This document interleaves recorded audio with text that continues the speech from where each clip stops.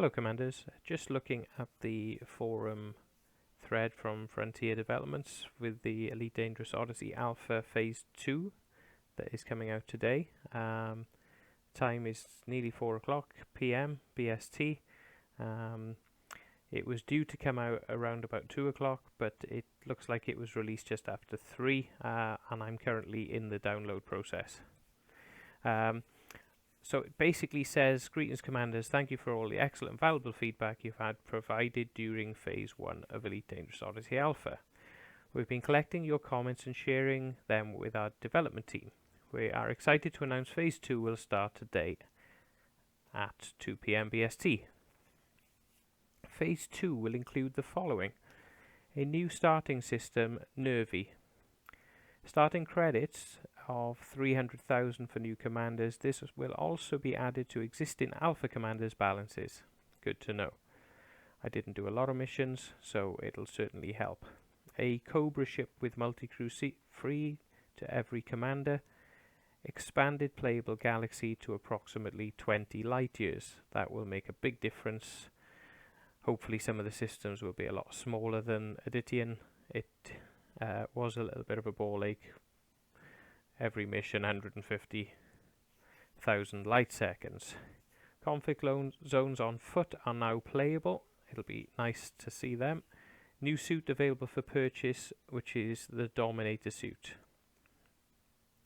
A number of reported issues from Phase 1 have been resolved or addressed for this build. Please note that these are not all of the reported issues or fixes from Phase 1. We'll have a little look at the trailer, and then we'll just run down the rest of the forum post.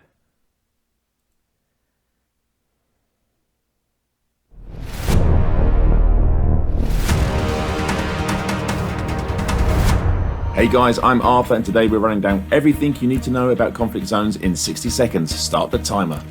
Settlements owned by factions that have entered the war background state can become conflict zones and will remain that way until the war is resolved.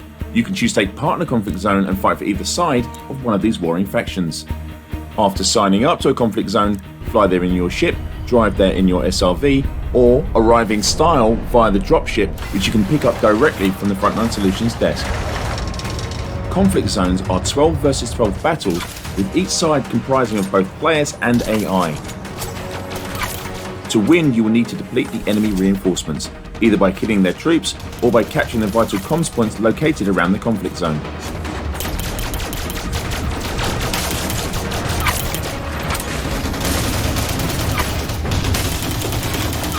If you win, not only will you receive a bonus, but your victory is added to the simulation and contributes to the outcome of the war. Returning from a conflict zone is as easy as how you arrived, either via your ship or SRV, or simply recall the Frontline Solutions dropship and head back to the planet or starport you came from. You can trade your combat bonds for credits. You'll get combat bonds for every enemy that you kill. The value of those combat bonds scales to the rank of those enemies. If you die during the conflict zone, don't worry, you won't lose any of the combat bonds you have acquired. And that's a wrap. Thanks for watching, and please remember to share your war stories with us as we explore the Elite Dangerous Odyssey Alpha.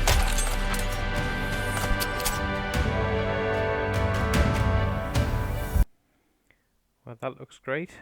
Hopefully I will get some good FPS while playing that, and it's been a bit optimized a bit more. Just going on to the fixes and resolutions.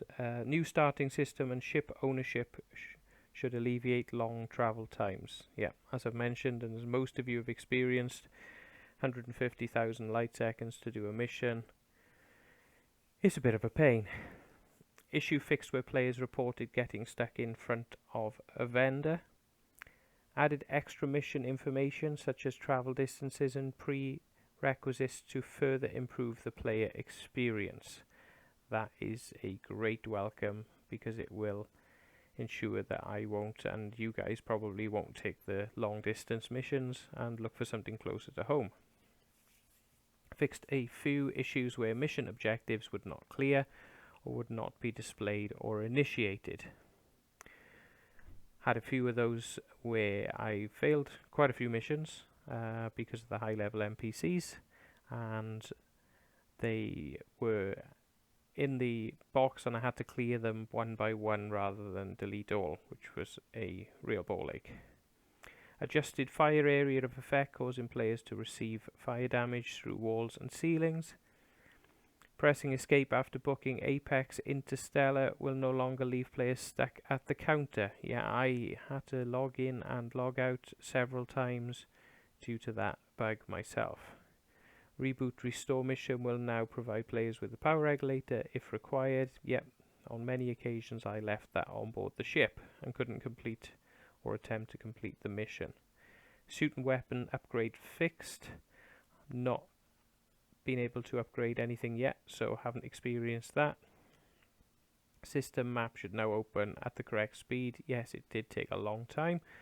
Fixed graphical issues experienced when entering and leaving local map on foot. Yes, I did experience some of that myself. Some of the textures looked like an oil spill or an oil slick on the floor. Players can now pay fines and bounties via Starport Services and the Authority Contact.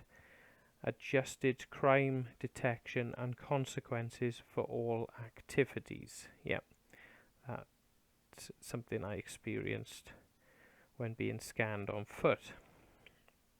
We need your help. In Phase 2, players may experience orange sidewinder whilst in physical multi-crew when flying to destinations or dropping into or out of Super Cruise Glide. This is a major bug, but we are aware of. But need your help to fully investigate. Please ensure when reporting this issue you provide as much detail as possible. As always, thank you for your support. It's a list of known issues.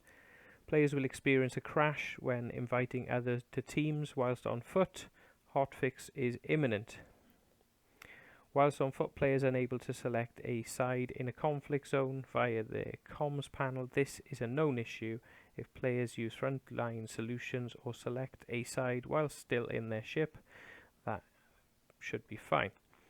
In conflict zones, victory credits shown are incorrect. They're too low in brackets. That's probably the same as in-game live Horizons, where it's the same for bounties at the moment.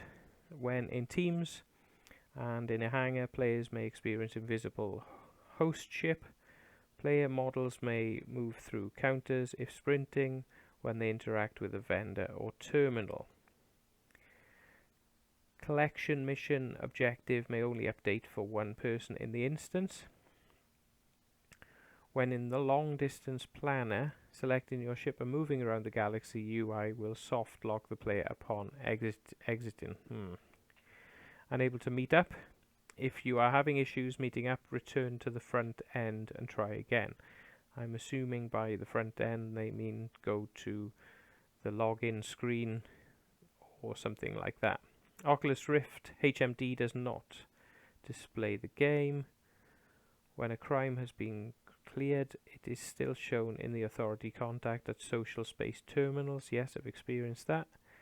Complete mission button may not work at station terminals. Haven't had any issues with that personally. Players may find that selecting to transfer consumables from ship's inventory does not work. It works, but it works in the wrong order. I was clicking transfer all to suit and it was transferring all to ship and vice versa. As always, we will continue to optimize Odyssey throughout its development. Please be sure to share your new feedback for Phase 2 in our feedback thread and to report any issues on our issue tracker. We look forward to hearing from you, 07. I'll include the issue tracker link and all the links, relevant links to this post in the description of the video. Thanks for watching.